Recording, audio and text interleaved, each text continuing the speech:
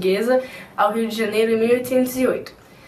A família real portuguesa fugiu após Dom João não aceitar o bloqueio continental imposto por Napoleão em cima da Inglaterra. Sob proteção britânica, a corte e a família real portuguesa chegaram à Bahia em janeiro de 1808 e ao Rio de Janeiro em março de 1808. Muito obrigada por vir, Dom João. Eu que agradeço. Conte-nos sobre a relação entre Inglaterra e Portugal naquela época. Bem, os ingleses tinham muito interesse no mercado colonial brasileiro e isso estava relacionado ao bloqueio continental. As concessões dos britânicos começaram quando eu proclamei a abertura dos portos brasileiros. A união econômica entre nós e os ingleses foi coroada com a assinatura dos tratados de aliança e amizade de comércio e navegação. Os tratados favoreceram muito os britânicos e prejudicou a nossa economia e, a longo prazo, também a economia brasileira. Bem nesse tempo, estava chegando muitos portugueses desde 1808 com a chegada da corte e eles tiravam vantagem de nós. Havia muitos impostos, muitas cobranças e a economia estava muito ruim. O preço do algodão e do açúcar caiu muito e tinha a seca que assolava o Nordeste. Eram os portugueses que controlavam a economia e ficamos cheios de dívidas. O povo não aguentava mais, então em 1817 nos revoltamos. Queríamos nossa independência, então proclamamos um governo provisório para elaborar uma lei orgânica baseada nos princípios de liberdade, nos princípios de consciência, de imprensa e de culto. E o Rio de Janeiro e a Bahia apoiaram a nossa república, nosso governo provisório. Porém, em maio de 1817... A transferência da capital de Lisboa para o Rio de Janeiro deixou a burguesia lusitana insatisfeita, pois eles se sentiram numa posição secundária. Assim, eles pediram pelo fim do absolutismo e começou um processo revolucionário que exigiu a volta do rei e a elaboração de uma constituição que daria fim para o absolutismo real. Assim, essas ideias foram se espalhando pelo país e formaram um governo provisório. A Revolução do Porto criou expectativas de autonomia que não foram correspondidas. Dom João foi forçado a revocar o seu título de príncipe regente e voltar para Portugal. Os tribunais foram fechados e cria-se uma divisão de interesses. A aristocracia brasileira queria que Dom Pedro continuasse no Brasil e os estados do Nordeste se aliaram à corte portuguesa. A opinião popular era favorável à manutenção de Dom Pedro e isso acabou sendo muito escrito nos jornais da época.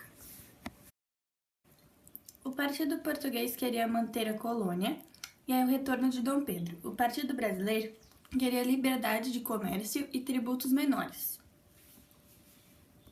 O liberalismo no Brasil era utilizado como uma justificativa para a independência, porém ele entrava em contradição com a escravidão, pois ele não a proibia.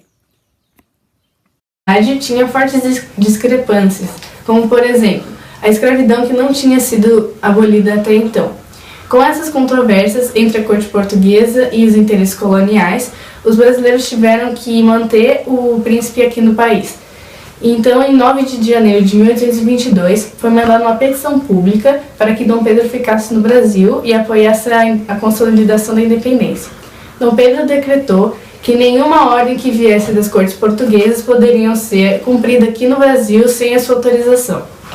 Os brasileiros que tinham sentimento anti-português na época ficaram muito felizes e um decreto preveniu que tropas portuguesas seriam recebidas com hostilidade. Afinal, em 7 de setembro de 1822, Dom Pedro oficializou a independência do Brasil. O período pós-independência do Brasil foi marcado por grandes agitações políticas, pois havia muita diferença entre os territórios brasileiros. O Norte não estava ligando para nada e deixava o Rio de Janeiro tomar decisões sozinho. O Sul, que tinha grande autonomia na atividade agropastoril, também não ligava para a política. E o Nordeste ficou alheio às autoridades e ao controle central. Só o Rio de Janeiro e Recife procuram integrar a política nacional. As elites, com medo da fragmentação territorial do Brasil, procuravam estabelecer um compromisso para manter suas atividades sociais e econômicas, assim procurando um modelo de governo parecido com a monarquia. A organização do Estado brasileiro foi de uma monarquia constitucional. O Partido Brasileiro estava concluindo o projeto de Constituição que era baseado nos ideais iluministas, que confirmavam a independência. Também estava sendo negociado um reconhecimento internacional da independência brasileira, E a Inglaterra e os Estados Unidos estavam apoiando porque eles tinham interesse comercial com o novo país. Só em 1825, Portugal reconhece a independência da sua ex-colônia e pagou uma taxa de 2 milhões de libras para o novo país. A manutenção do território foi muito importante para consolidar a independência do Brasil. José Bonifácio de Andrade e seu irmão Martim Francisco financiaram campanhas pró-independência em províncias que não apoiavam a independência brasileira. O governo da Bahia e do Maranhão optaram por permanecer ligados às cortes portuguesas, porém uma violenta guerra entre 1822 e 1823 contra a Bahia, atacada pelo governo central, deixou 1.300 mortos. Com isso, a Bahia foi conquistada e tal evento sufocou outros movimentos contra a independência nas regiões de Sergipe, Alagoas, Piauí e Maranhão. Foi por volta de 1824. Eu soubia sobre o que eu fazia nesse país e quais são as leis. Nesse período, tinha duas ideias para a organização de leis no país. A dos deputados eleitos pelos brasileiros, que falavam que a soberania residia na nação, e a minha. E foi muito oportuno que José Bonifácio foi afastado do projeto da Constituição, pois ele me atrapalhava um pouco. Com a saída de José, meus amigos pessoais ganharam mais poder e conseguimos alterar o rumo da Constituição brasileira. Essa Constituição limitava meus poderes, mas também estava na cara que era elitista. Decidimos manter o voto censitário e dar privilégios à elite. Depois, fiz um Conselho de Estado, composto por portugueses, e fomos escrever a Constituição. Em 25 de março de 1624, eu ortoguei a primeira Constituição do Brasil. Essa Constituição ficou até a final do Império, e ela era contraditória, pois tinha traços de liberalismo, porém tinha um forte poder executivo, exercido pelo rei, ou seja, eu. Os direitos da cidadania foram restringidos e a escravidão permaneceu intocada. Eu ganhei o direito de padroado e me deixou nomear bispos e outros membros da Igreja Católica. A Carta de 1824 tinha como governo uma monarquia hereditária, constitucional e representativa. As províncias do Brasil não tinham autonomia política e eram administradas por um presidente escolhido pelo rei. Haviam 4 poderes: o executivo, o legislativo, o judiciário e o moderador. O legislativo tinha um sistema bicameral, um senado vitalício e a Câmara dos Deputados, que era eleita por voto censitário. Esse voto censitário era dividido por 2 eleições, a dos partidos e depois a do deputado.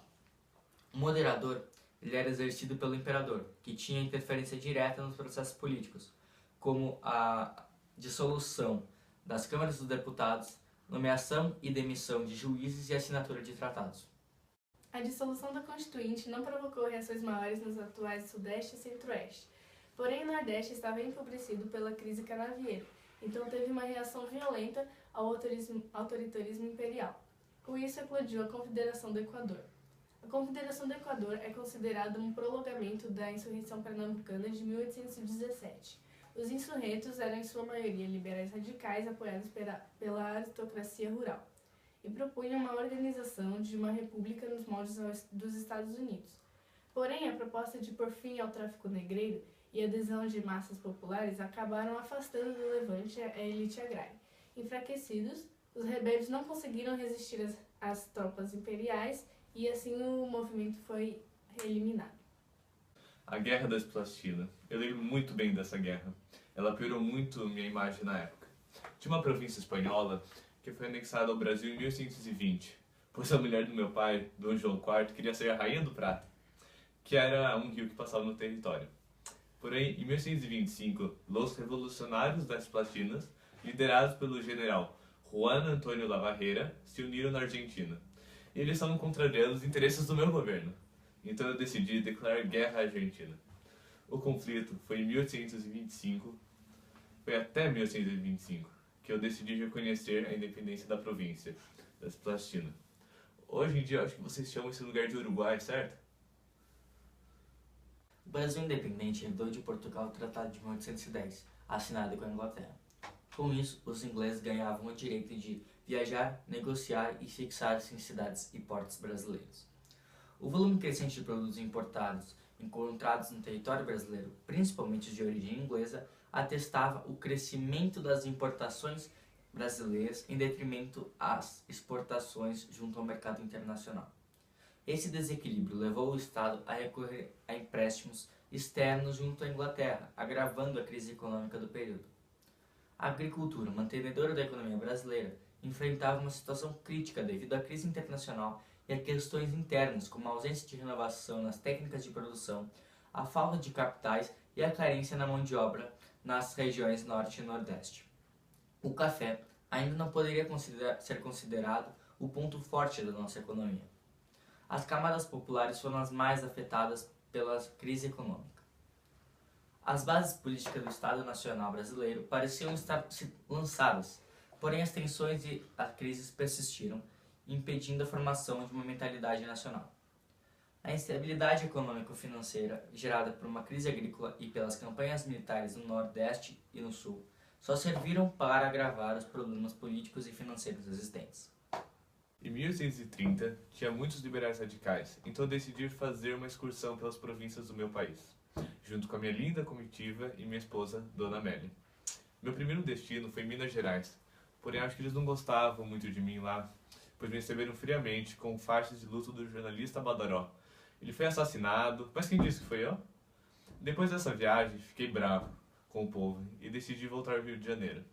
No Rio de Janeiro, os portugueses estavam esperando, todos felizes, com uma recepção digna de um imperador. Mas os brasileiros não gostavam muito de mim lá. Eles decidiram invadir o quarteirão português. E os portugueses, eles revidaram, atirando várias garrafas nos invasores. Esse episódio foi conhecido como a Noite das Garrafadas. Eu notei que estava perdendo espaço político e também tinha planos para intervir na sucessão portuguesa. Então, eu abdiquei em favor do meu filho Dom Pedro II.